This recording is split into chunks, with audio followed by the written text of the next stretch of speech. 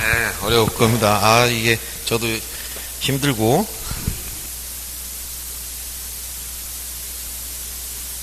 자, 아까 판결 공부했으니까 판결이라는 건 시험에 자주 나옵니다. 판결 문제 보겠습니다. 21번 문제 보세요. 21번. 이렇게 좀 어렵게 나온 경우도 있어요. 자, 판결에 의한 등기 신청을 설명 옳은 거. 이때 판결은 아까 이행 판결이라고 했죠.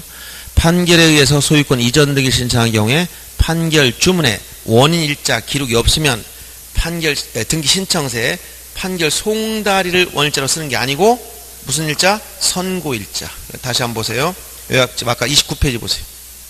세부적인 내용인데, 자, 거기 보면 29페이지 그 중간에 판결에 의한 등기에서 가운데 승소한 원고의 상속인도 단독 신청이 가능하고 이행 판결의 경우 등기 원인과 그 연월일은 판결 주문을 기준으로 하되, 즉 결론에 나와 있어야 되는 겁니다. 근데 이 판결 주문에 원일자가 명시 안 된 경우에 등기 원인 확정 판결을 쓰되 원일자는 어떤 일자를 쓴다고? 판결 선고일자.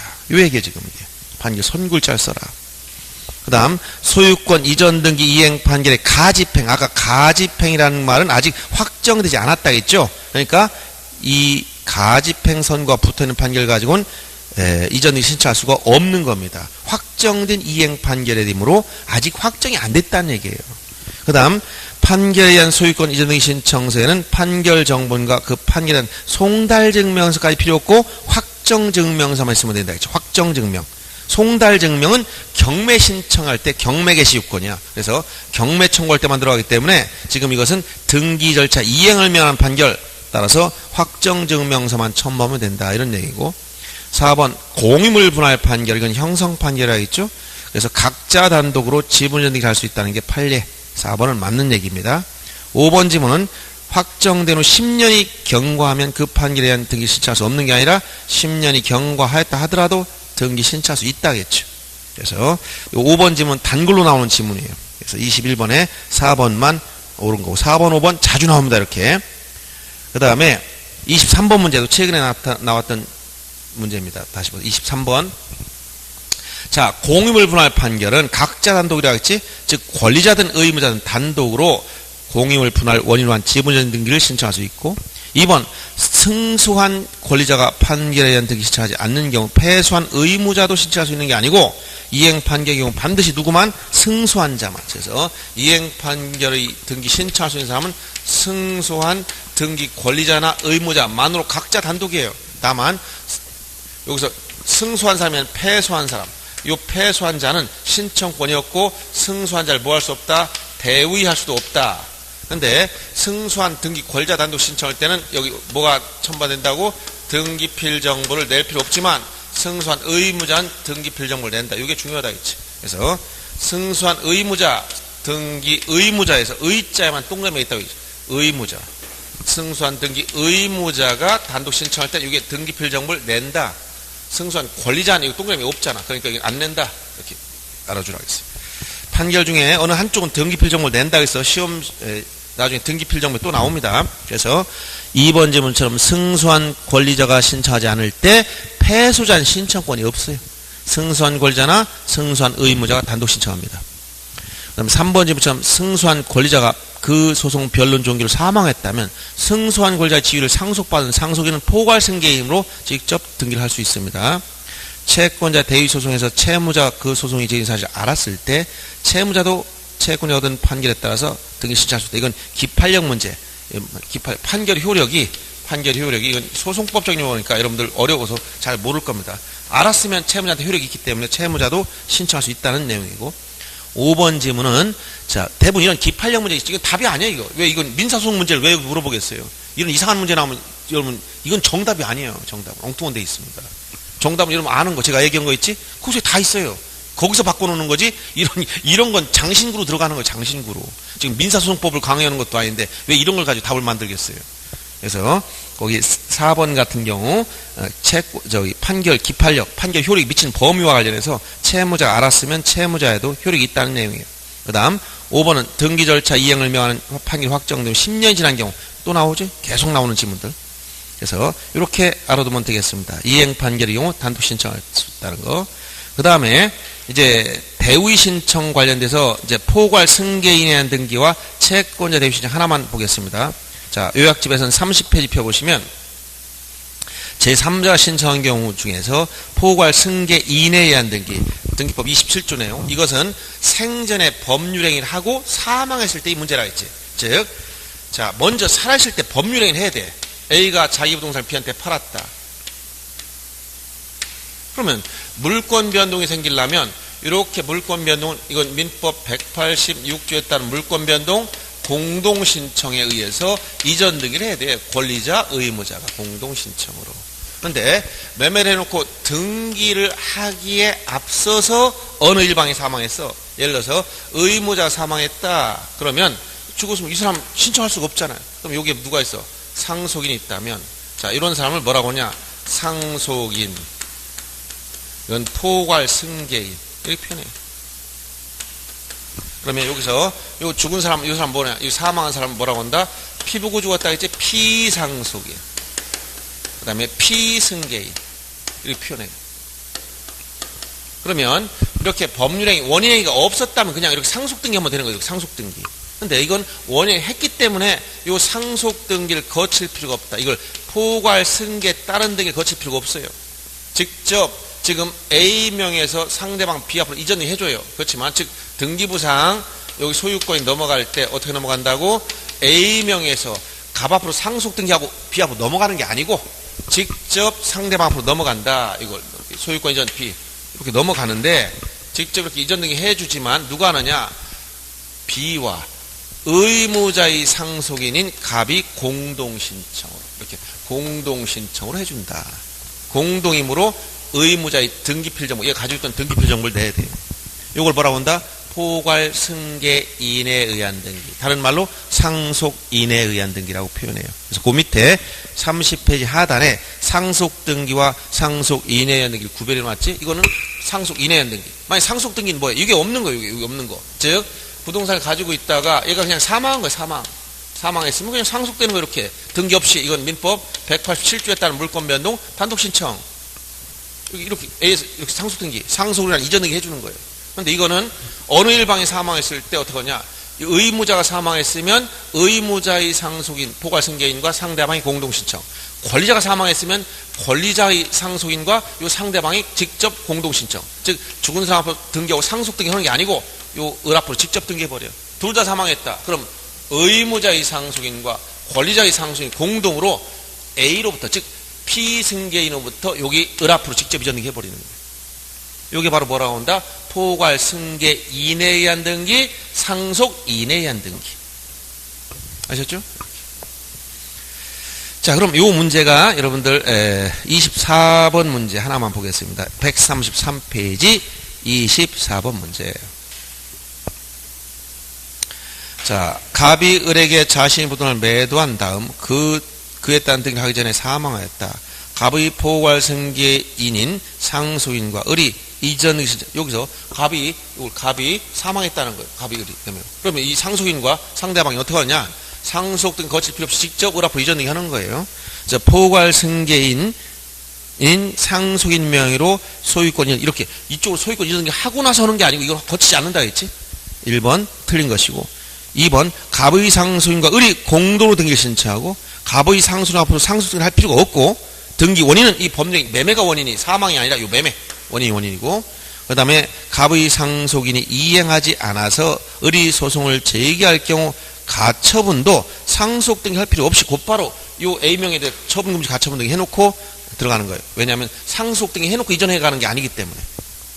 그리고 여기서는 또 여기 나와 있지 않지만 중요한 것은 이 등기의 경우는 신청서의 의무자 표시가 이 등기 신청 정보 신청서에 보면 나중에 부동산 표시라고 여기 뒤에 밑에 의무자 권리자 표시래요. 의무자는 누구냐?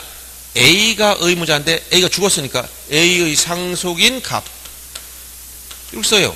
그럼 권리자는 누구냐? B입니다. B 이렇게 써. 그러면 등기부에 현재 등기부 신청 단계에서 이 등기부 갑구에 가면 누구로 나와 있느냐?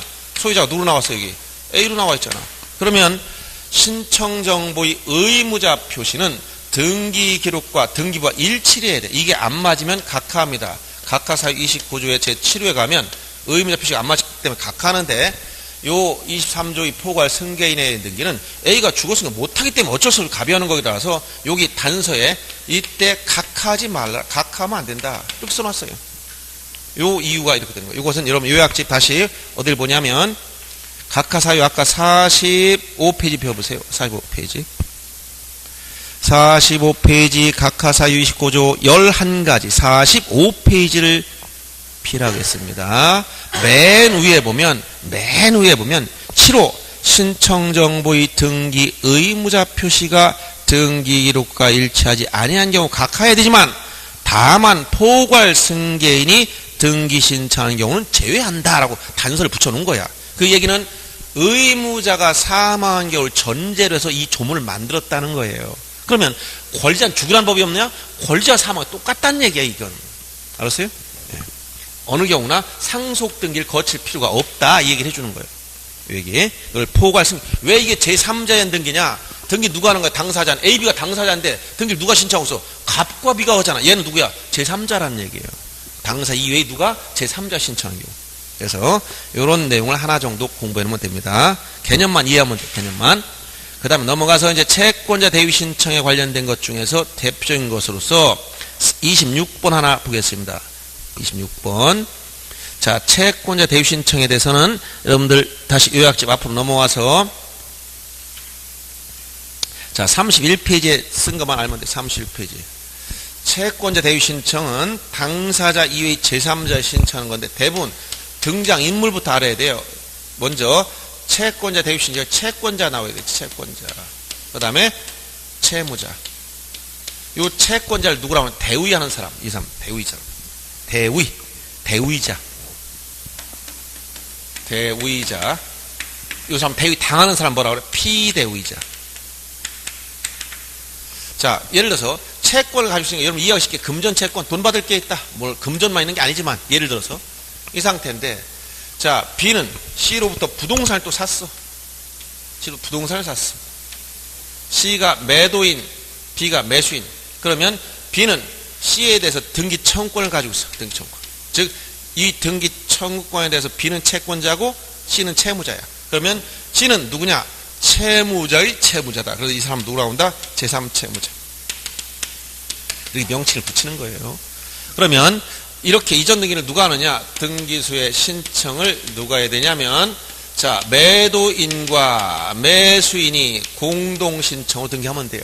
그런데 매수인이 이 등기 신청권을 행사하지 않는다. 그럼 누가 하느냐?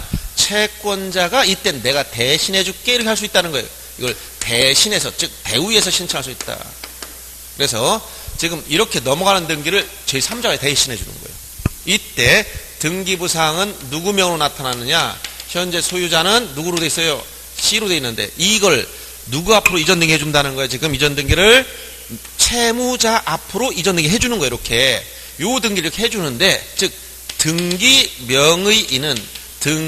명의자는 채무자가 되지만 이걸 누가 신청했냐면 신청은 A가 했다는 거예요. 채권자.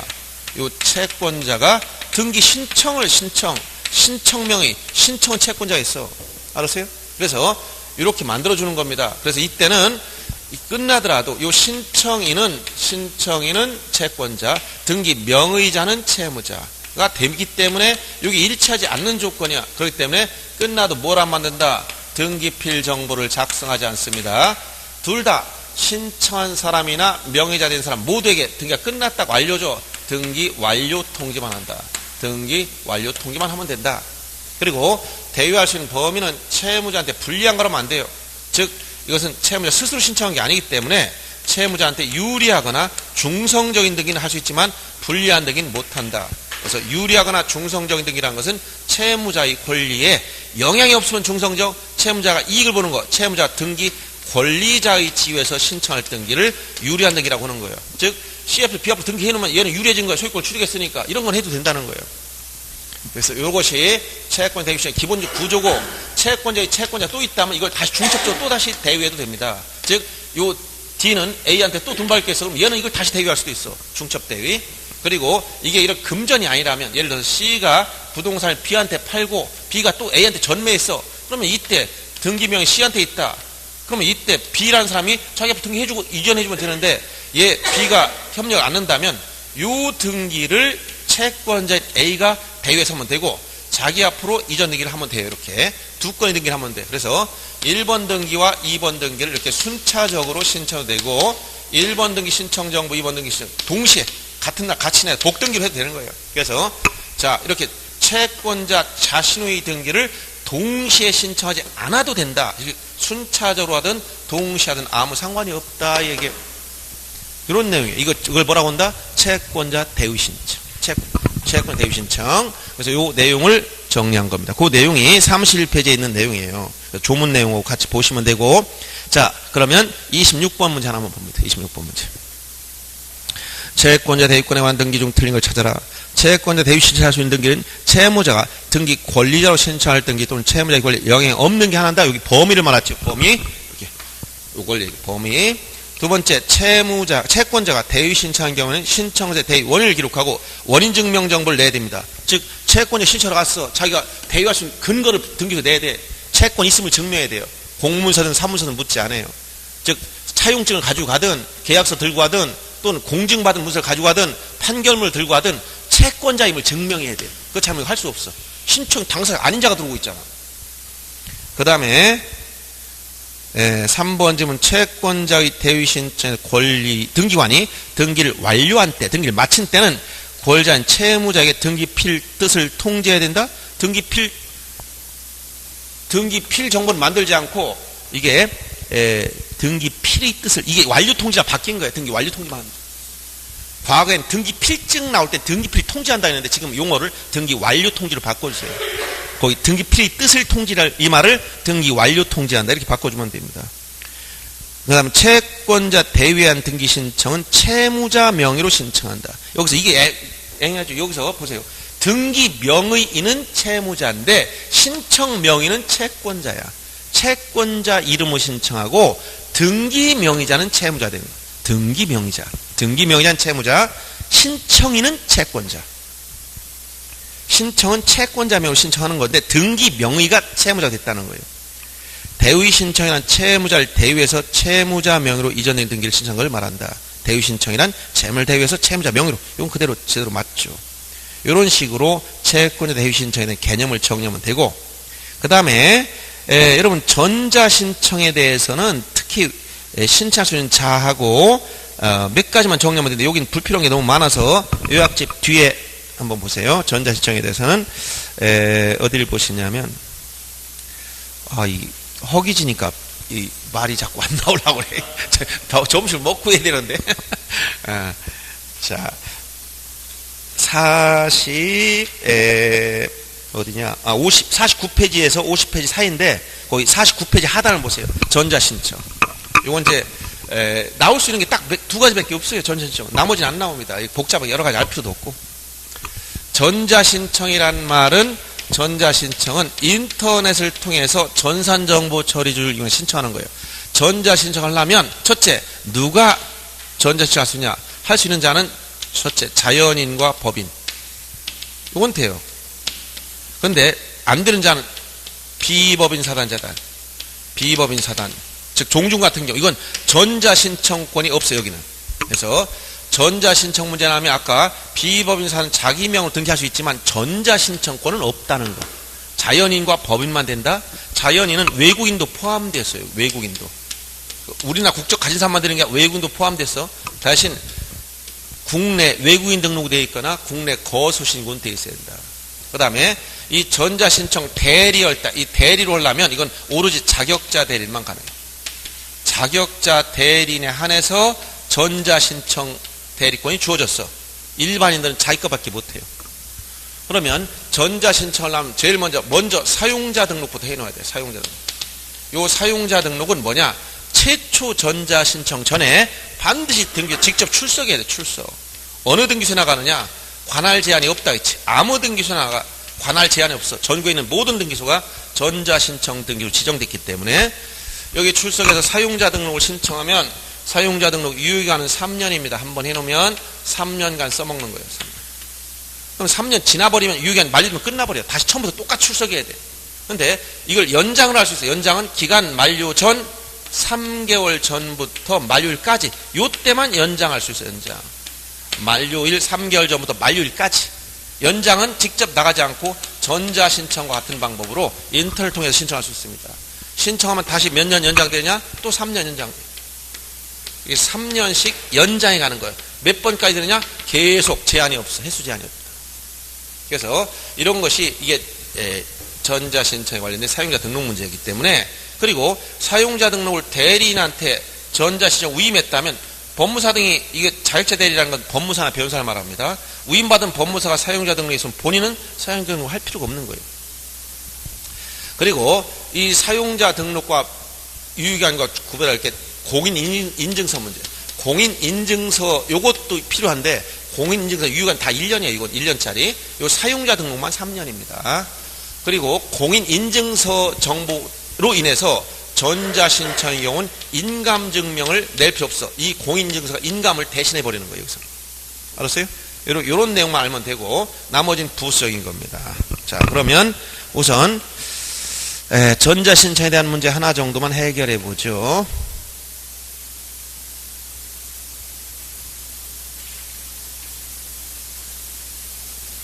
여기 관련된 것 중에 우선 여러분 볼만한 것은 거의 34번 문제 하나만 보시면 돼요. 34번 문제. 자, 전자신청 중 틀린 걸 찾으라 하겠습니다. 사용자 등록을 법무사에게 사용자를 한 법무사에게 전자신청의 대리권을 수여한 당사자도 사용자 등록을 하여야 법무사가 대리해서 전자신청할 수 있다? 본인들은 할 필요 없다 했지? 그래서 1번 틀린 것이고, 2번 최초로 사용자 등록을 신청한 당사 자격자들은 등기소 반드시 출석해야 돼. 출석. 전자신청을 위한 사용자 등록은 전국 어느 등기소 다 됩니다. 모든 등기소와 전자신청 등이 지정됐기 때문에. 법인은 사단 전자신청할 수가 없다 했지. 사용자 등록할 때는 인감증명과 주소증명정보, 그리고 이 자격자 대리라면 자격증명정보도 같이 갖다 내야 됩니다. 그럼 다음 페이지 넘어가서 35번 문제 하나 더 봅니다. 35번 문제. 자, 35문제 보면, 자, 전자신청 중 옳은 걸 찾아라. 전자신청의 경우 인감증명을 제출해야 되는 자가 공인인증서 정보를 송신하게 되면 인감증명 정보도 같이 송신하는 게 아니라 배치된다 했지. 이 공인인증서가 인감증명 역할을 하기 때문에 이거 따로 낼 필요가 없어지는 거예요. 그 다음 틀린 것이고, 등기신청이 당사자 대리 전자신청하려면 미리 사용자 등록을 해야 하며 유효기간은 3년이다. 이건 맞죠. 3번 전자신청에 대해서 보정할 사항이 있을 때 등기관 보정사유를 등록한 후 반드시 전자우편 방법에 의해서 신청에 통지해라. 신청인에게 보정하라고 알려주는 방법은 전자우편을 하든 실제 전화로 하든 뭐 이 사유엔 제한이 없어요. 그래서 통지하는 방법, 보정사유를 통지하는 방법은 이렇게 전자우편은 제한되지 않습니다. 전화로 해도 되고 그냥 전자우편 방법으로 해도 되고 다 돼요. 통지해도 되고. 법인안의 사단의 경우 그 사단명으로 대표자 전자신청할 수 있다. 아까 법인안의 사단 전자신청할 수가 없다 했어요. 이거는. 전자신청이 취하는 전자신청과 동일한 방법으로 합니다. 여기서 취하와 각하 차이가 있어요. 일반 등기와 이 취하 문제하고 등기 각하는 문제. 이 각하는 등기관이 등기를 거부하는 거, 취하는 신청인이 처리하는 거예요. 그래서 요거는 전자신청과 같은 방법을 하면 되는데, 이 각하는 오히려 서면 신청했을 때와 같이 이유를 적은 결정의 형식으로 합니다. 그래서 전자신청이 취하는 전자신청과 동일한 방법으로 하면 되지만 각하는 서면 신청과 동일한 방법으로 한다. 그래서 5번도 틀린 거예요. 그래서 2번만 옳게 돼 있다. 그래서 여러분 등기신청 절차에서 여러분 전자신청 문제까지 봤고, 그 다음에 이제 신청정보와 첨부정보 문제, 요게 이제 뒤에 남아있는데, 오늘은 저도 지치고 여러분도 지쳐서 여기까지만 해야 되겠어요. 신청정보와 첨부정보 중요한 게 굉장히 많습니다. 그래서 요 내용들, 등기신청할 땐 구두로 못해. 등기신청은 말로 가서 못 한다 했지? 그래서 제가 전에 비유해서 아나운서가 아침부터 저녁까지 등교 출석해서 등기하게 된 경위를 소상하게 계속 멘트를 해줘도 등기관은 꼼짝도 않는다. 그렇지만 벙어리가 아무 말도 못하는 벙어리가 종이 한 장도 집어던졌더니 어떻게 날름받아 등기해주는 거야. 그래서 뭐든다 구두 신청은 없다는 거야. 구두 신청. 서면 이 신청 정보를 내야 돼. 근데 신청 정보 신청서만 내면 되는 게 아니라 이 신청 정보에 여기에 쓴 내용을 전부 다 증명해야 돼. 뭘로? 첨부 정보. 첨부 정보. 예를 들어서 의무자라면 의무자 등기표 정보 내야 되고, 권리자 인적사항 증명이니까 주민 등본 내야 되고, 또 여기 신청 중에 부동산 표시가 들어가 있으면 배당 등본 내야 되고, 다 여기에 기록된 내용을 다 증명을 해야 돼요. 그래서 여기에 신청 정보와 첨부 정보를 내야 된다. 즉 구두로 안 되고 말로는 안 돼. 이거 정보를 신청서를 내야 되는데 이때 여기에 기록된 사항 첨부 정보 중에서 중요한 게 많이 있어요. 이런 내용들은 오늘은 못해. 지금 오늘 하루 저녁 때까지 할 내용이 아니기 때문에 여기까지만 하겠습니다. 그리고 오늘 보니까 한번 쉬었다 해서 여러분들이 서류들을 책들을 못 가진 분이 많고, 그 얘기는 예습을 못 외운 경우 미리 풀어봤어야 되는데, 항상 미리 답을 여기 해설지 놓고 답 체크하면서 읽어보고라도 하고 와야 그래도 여러분 알아듣는데, 등기증 지역과 달리 이렇게 오류가 별로 없어. 그러니까 크게 신경 쓰지 말고 읽어보시면 됩니다. 그래서 답을 체크하고 읽어보시고 와서 한번 들어야 더 이해를 할 수 있어요. 효과가 있고. 아셨죠? 네. 다음에 그렇게 하시기 바랍니다. 자, 오늘 여기서 끝내겠습니다. 수고하셨어요.